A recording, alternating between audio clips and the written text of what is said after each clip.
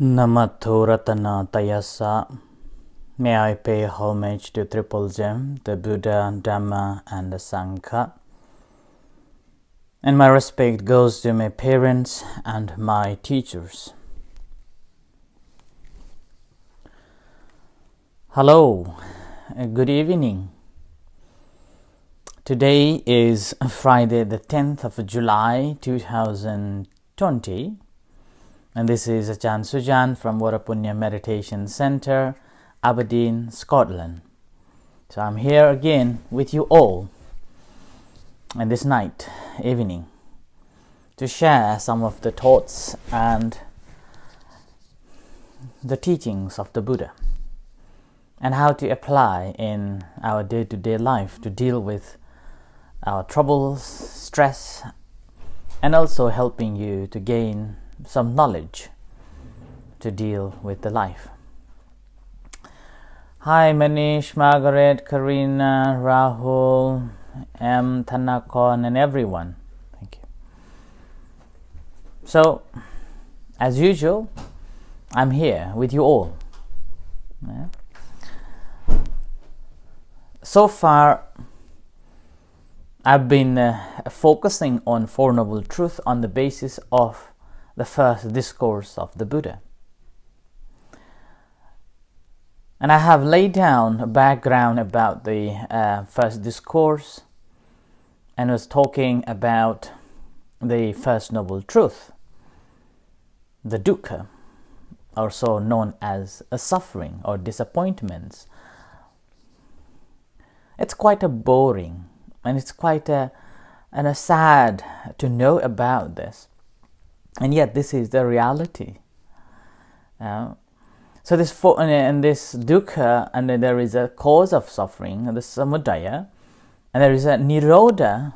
This dukkha can be end, and that dukkha can be end here basically means the happiness, the opposite of the dukkha or the suffering. And the last is the way, or kind of a seed that brings the happiness.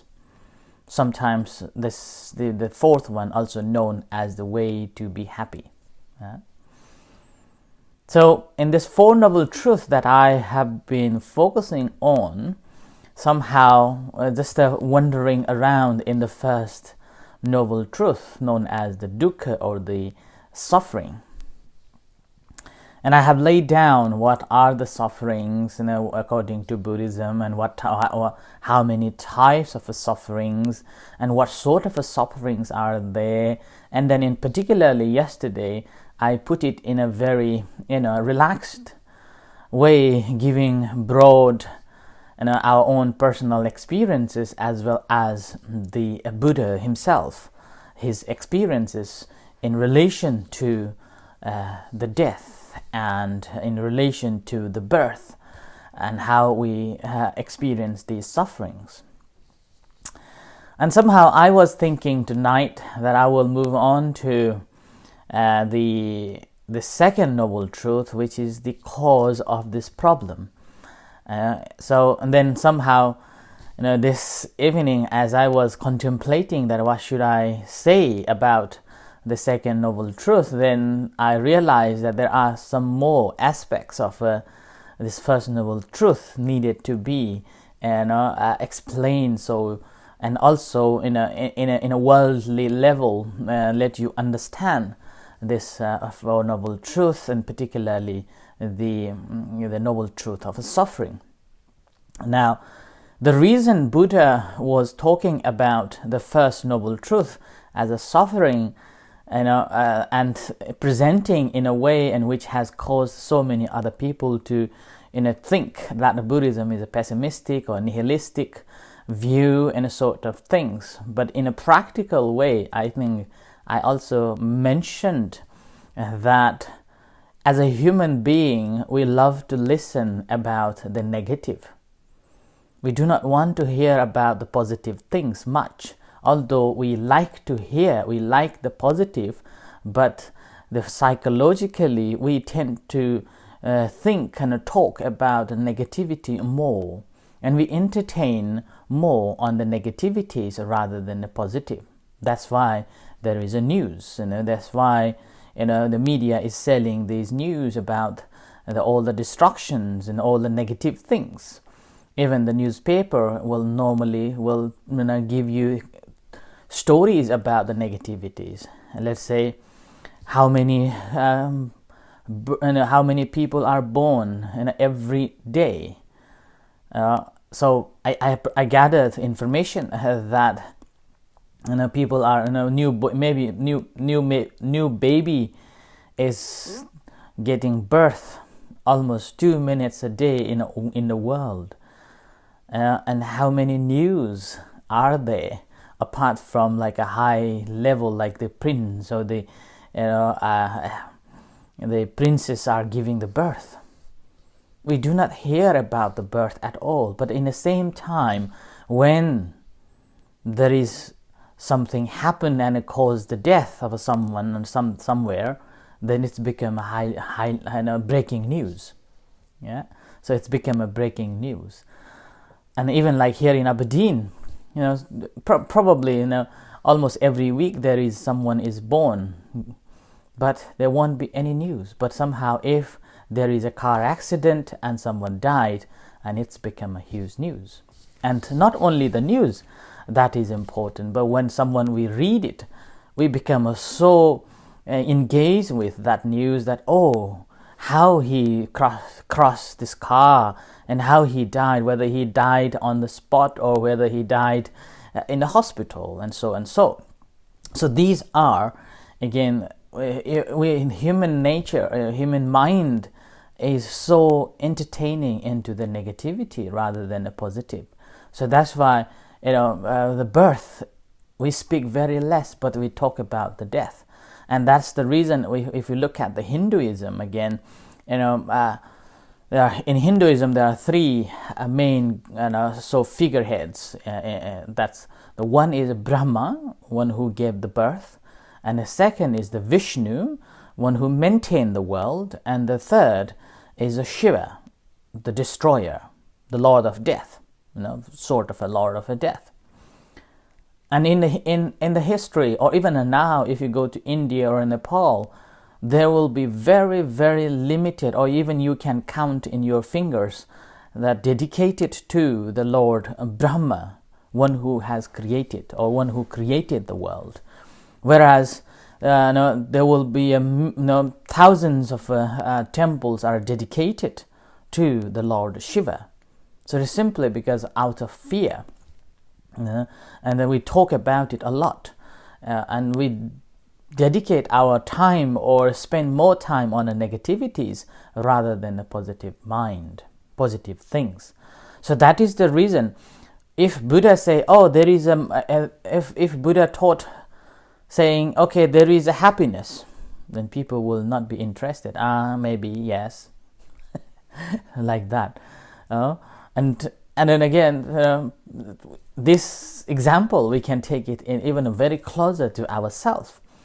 That okay, if we invite someone to come for the meditation, or if we invite someone for the chanting and doing a good things, they will try every possible ways to excuse not to come.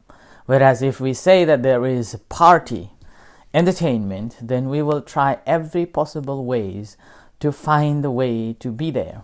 So that's why, I've even read one of the papers a few years ago saying that different, in America or the big nations will try every possible ways to go on a war.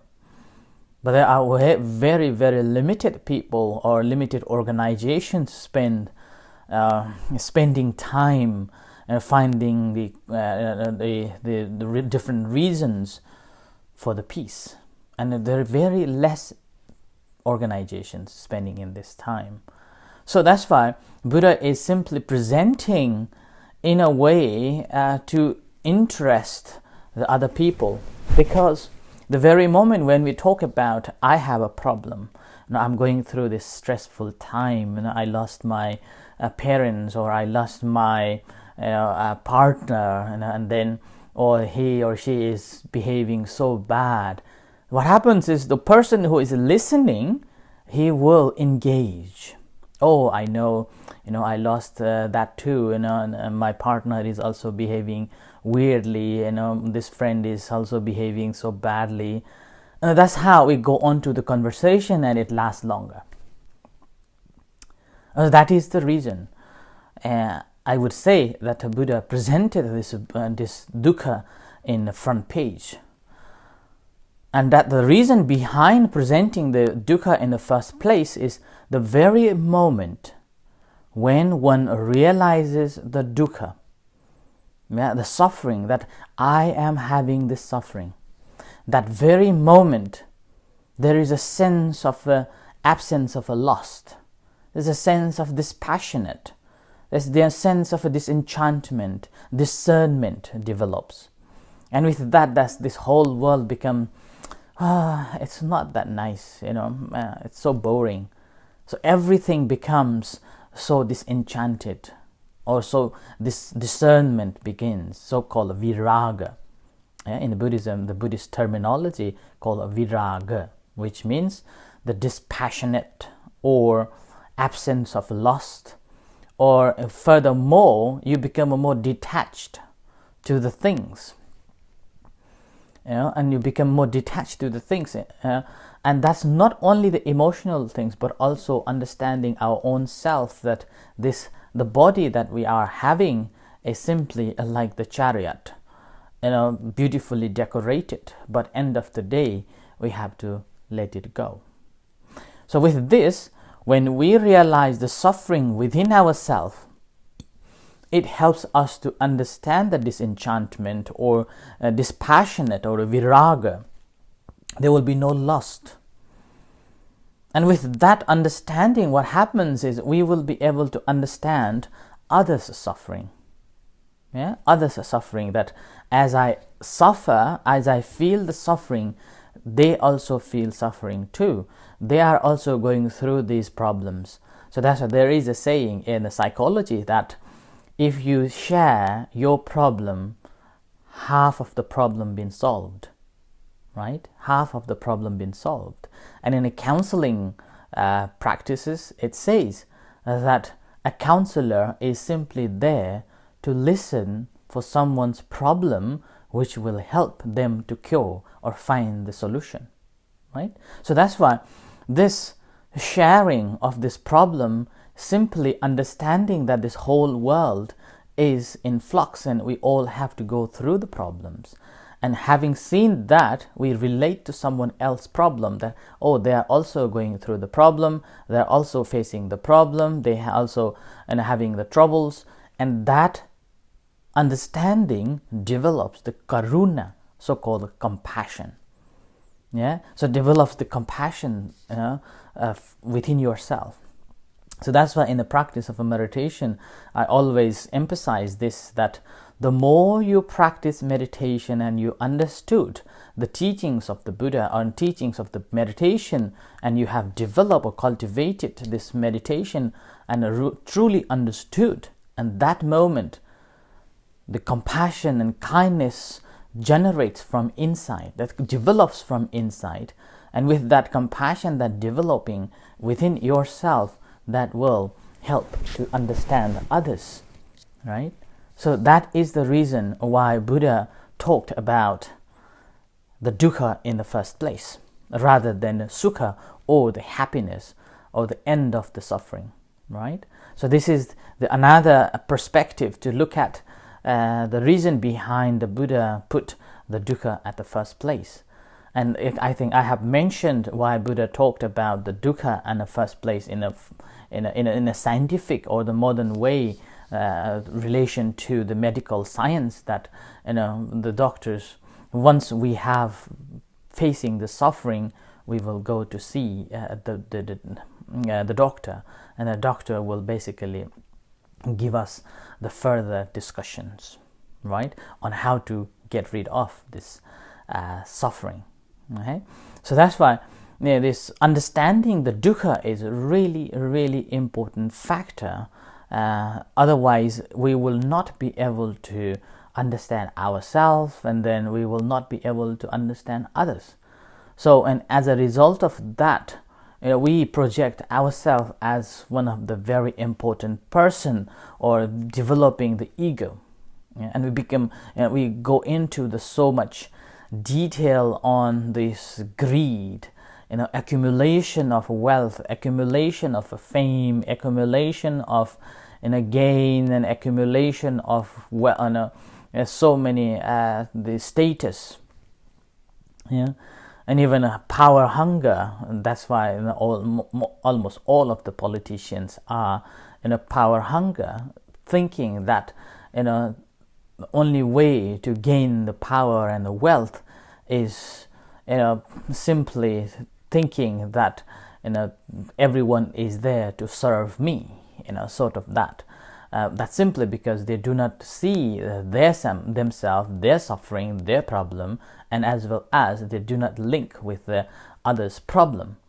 That's why when I was young in the schools, I used to engage with a little bit of a politics too. While I was, even when I was a student, there was a trouble at that time at the school, and I went to the protest as well, and I went in so many other political meetings regarding the elections and promotions and demonstrations and those things. And then later, what I have understood as I gradually studied the Dhamma, that there are so many corruption going on, and those corruptions, again, as a result of that, and there is saying that they can eat cements, they can eat bricks, they can eat all the materials that is been funded to build up, like build a road or build the public houses, like that. But as once they become a politics, it's so corrupted, and they take that all in for themselves. And as a result of that, they see only their benefit at that time. But after they are corrupted and they are not doing properly, what happens is that the road is not completed, or road been completed only for a year, and then after a year after, it's broken. And as a result, who is getting the suffering? Who is getting the trouble of traveling? So they themselves, and as well as the other members of the community. Okay, so this is simply not seeing themselves, their own sufferings, and as well as not seeing others suffering, and as a result create more trouble and more suffering. Whereas the very moment when we see ourselves in a true sense, and then that brings this dispassionate, and that brings this absence of a lost, and become more detached to the world, and as well as to our own self, and always thinking of this change, and there is a possibility of going away or so, leaving, the death is always there, then that links to the compassion, so developing the compassion within ourselves.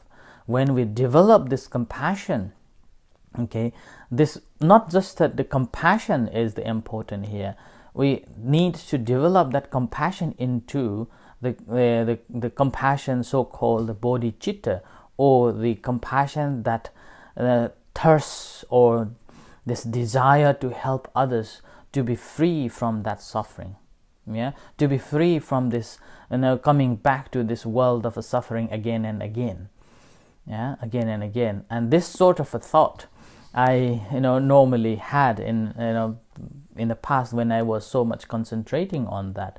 I even made some comments on those days that whenever I see the children, though, I feel like so sad for them. One mind says so happy to see them, other mind says so sad to see them, because they're so ignorant about the world, that how terrible this world is and how much suffering they're going to go through. And this suffering is not just for this life, but also for so many other lives to come.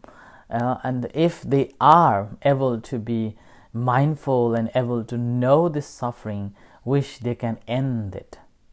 Yeah? Wish they can end this suffering. And that sort of, and sometimes that made me frightened to see these children too. Because it's so sad to know that they have to go through the suffering again, right? Like that. So, but anyway, this is a nature, this is the fact, we all have to go through. But, I cannot say that, say to the families, do not give birth to the babies. I will be fanatic, or maybe,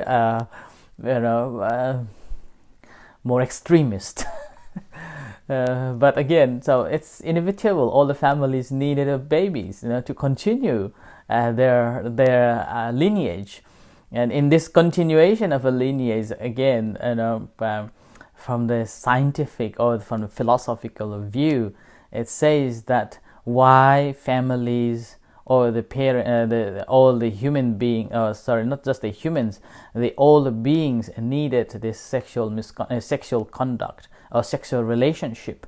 That's just simply for the reproduction. And why do the beings needed this reproduction? And this is again from the philosophical view. There are so many philosophers investigated and written so many books on this fact that we all humans have got this gene, it's embedded in our genes that we do not want to be extinct, right? We do not want to be extinct from this world of coming and going away. So as a result of that, it doesn't matter how hard one tries not to have any intercourse, but this gene, when the time comes to maturity begins. At that time, it simply attracts to another sex. So that begins from 13, 14, probably 12, 13, and it begins up to 40, 50 years. So this driving force is already embedded in our genes, and as a result of that, it just brings to get to the attraction from another sex, simply to get this relationship done, and so that this gene can continue producing another genes. The very moment, as a result, when a baby borns, a father and a mother feels more safer and more happier.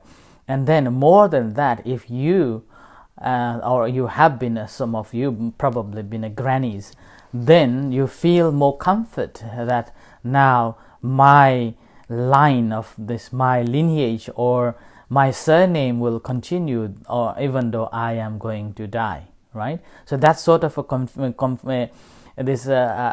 continuation, this reproduction system is already embedded in our genes, and as a result, it brings the satisfaction. So that's why it's inevitable for me to say to the people not to give birth. It's so horrible, it's so terrible, everyone is facing this trouble, and all the children have to go through this trouble in the future, like that. So it will be it's a madness. But again, this is simply a sense of this my understanding, and I feel so sorry for them, but again, I cannot help. It's each individual's understanding and each individual's knowledge to go through and finding the solution, right? So that's why understanding the dukkha or the suffering is so important, that relates to ourselves and then to the others, and that brings the harmony. That brings the peace, that brings the kindness to one another. Otherwise, we cannot bring the kindness. Otherwise, we cannot develop this compassion to one another, right?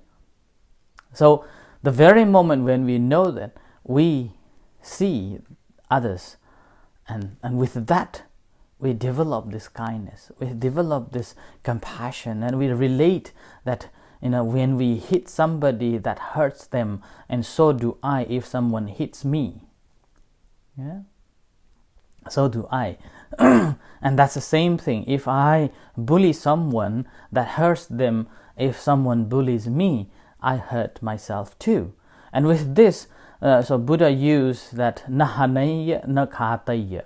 So wearing the shoes, their shoes, then you will realize how suffering they are going through.